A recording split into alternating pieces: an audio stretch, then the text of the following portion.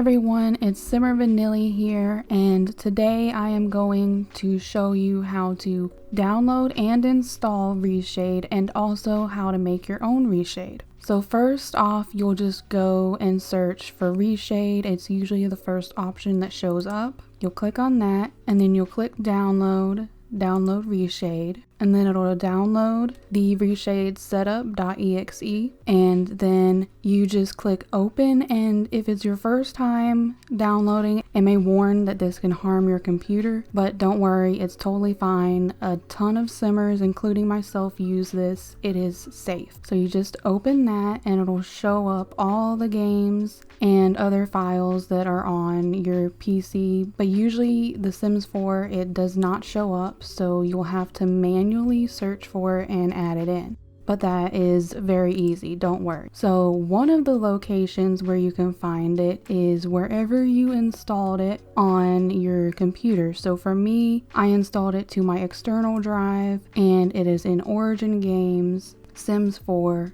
game bin. Or you can easily find it by searching in the Sims 4, and then you can right click that, open in file location. It'll pull up the icon and then you just open the file location again and it'll take you to the exact same place. So then what you'll do is you'll copy this, you'll go back to Reshade and hit browse, and you'll go up here and you will paste that exact location into the bar. And then this is the icon that you want to click on, the original executable file, and make sure that it is not a shortcut file. A shortcut file will most likely not work. So just make sure that it is the original Sims 4 x64 executable, or it could be the 32-bit, but most people who are using Reshade would probably have the 64-bit since it does take a bit of a toll on your computer. So then you will just select whichever version the Sims 4 uses, which is the top one, the DirectX 9. It will install, and then for me, I'm seeing this because I already have it installed. If you don't have it installed, you most likely will not see it. But if you do, this is just modifying it and updating it. Or if you wanted to, you can uninstall it through doing this. But I don't want to do that, so we're just going to modify. So then if it's your first time installing, you will see this and you can install whatever shaders you want in the game. So I have the SweetFX installed, but I would actually like to install the Quint shaders and the Legacy Effects shaders. You can install whatever shaders that you want. It'll just add more options for you to create your own preset to yourself. So we'll just hit next, and then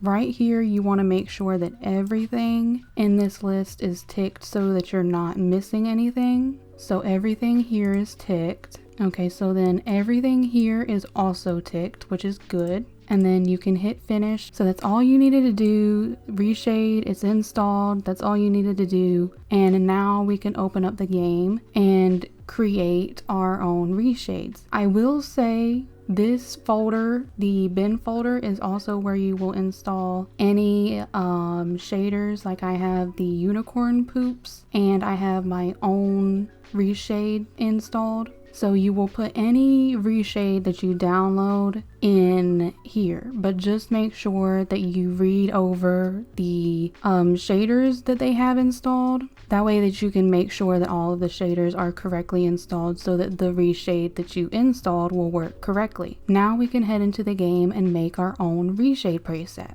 Okay, so now that we're in the game, there will usually be a notification in the top that says to press a certain key, which is usually home, after installing. That will open the menu, and this is where you can switch between the presets that you have. When you click on this bar, you can switch between the presets that you already have if you have any installed, or you can create a new preset with this plus button. And I will be showing you that in CAS. So here we are in CAS, and before we start making our own preset, I would recommend you to get familiar with all the tabs. This add-ons tab is usually not of any importance, but the settings is pretty important because it will have all of the toggle keys that you can change to your liking. Like the overlay menu key is home, the effect toggle key, which turns it on and off, is Control+O, and the effect reload, which basically if you're having any issues with the pictures of the game, you can do that and it will reset the preset. And the statistics is just telling you how much usage the preset is taking up, so it could be helpful for you to understand how well it is performing on your system, and depending on your system it tells you how well it would perform for other systems as well if you so wished to share it with others. The log is just logging important computer stuff, and in the about section is just a bunch of stuff to help you get acquainted. So I recommend when you're making a CAS preset to first start in CAS, and I recommend you to create sims of many different skin shades. And that is because one thing I have found that is an issue with a lot of shaders is it affects darker skin tones and makes them way lighter than what I would like. And I don't really like for my presets to affect too much of the authentic color of the game. I don't like it to affect the skin tones very much. Really, all I'm looking forward is a sharper image and more vibrant colors. So to create a new reshade preset, you'll just click this plus symbol right here. You can either duplicate the current preset or just not tick that and it will have everything turned off. So we'll just name this test preset. As you can see, everything is now turned off. The game is very bleak. So this list is a list of all the effects that you have installed previously when you install Reshade. So what I like to do is I like to just tick whatever. So like say some bloom, which is a bit intense, but that's the kind of things that you can expect. And then this one, the Luma Sharpen, I think I actually might use that in my preset. What it basically does is it sharpens the image of the game. So the game originally has a very blurry kind of look to it, and when you turn on the sharpen, it just makes the image a lot sharper. And even so, you can actually turn on multiple sharpens and make the image look even sharper, but sometimes depending on which sharpening preset it is, it doesn't always look well together. And down here is like the sharpening strength and the limit and all of that good stuff. This is just some stuff that I would recommend you play with yourself and figure out what you like. That's really all there is to it, is just finding out something that you like, and when you find what you like, then you can play with that. Here is another setting that I usually like to use. It is the vibrant setting. Now the default vibrant setting I feel like isn't vibrant enough, so what I would usually do is I would actually go to the Vibrance FVX, which is what we are trying to edit. We can even hide this drop down menu so that all we see is the vibrant, and you can turn it up or you can turn it down. It's just whatever you would prefer. The tint option is also something else that I like to use. Now when you first see it, it will usually have this very, very pink kind of tint. And I usually don't really like that because it changes too much of the colors, in my opinion.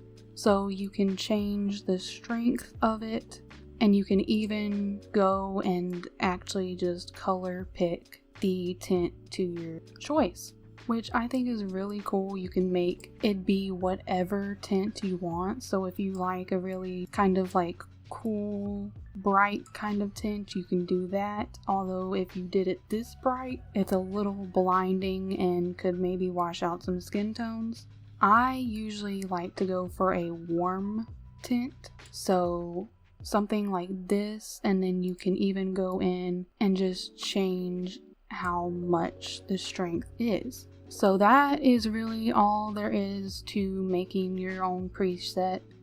All you need to do is just play around with these techniques, and even if you hover over some of them, not all of them, but some of them will kind of give you a little bit on what they do. It's just a case of turn it on and see what you like. Like, you may say, oh, well, I don't like this. You can just turn it off and there's no problem. Now, the reason I recommend you starting in CAS when you're creating one is because, one, you can create multiple Sims and see what it looks like with various different colors, but also some people, they prefer a specific preset for CAS, and others, they prefer a different preset while you're in game that may enhance the shadows and may add some bloom or other types of effects. Like bloom, it doesn't really work very well in CAS. Motion blur, I wouldn't think would work very well in CAS. But a lot of these effects can make a specific kind of scene even. So you can have a preset for like trying to tell a story through The Sims and you want it to look really dark and gloomy, then you can make it look dark and gloomy with a little bit of fog or bloom or whatever. Some maybe ambient light and some fog. I know there is a fog effect, but I might not have it installed. Or say you want a very cozy and warm looking scene, then you can create that effect with the tint pretty easily and other effects. So I hope that you found this tutorial helpful, and if you have any questions, then you can leave them in the comments below. I hope that you enjoyed, and you can share your presets if you would like on Twitter and tag me at vanilly_vt, and I would love to see what you make.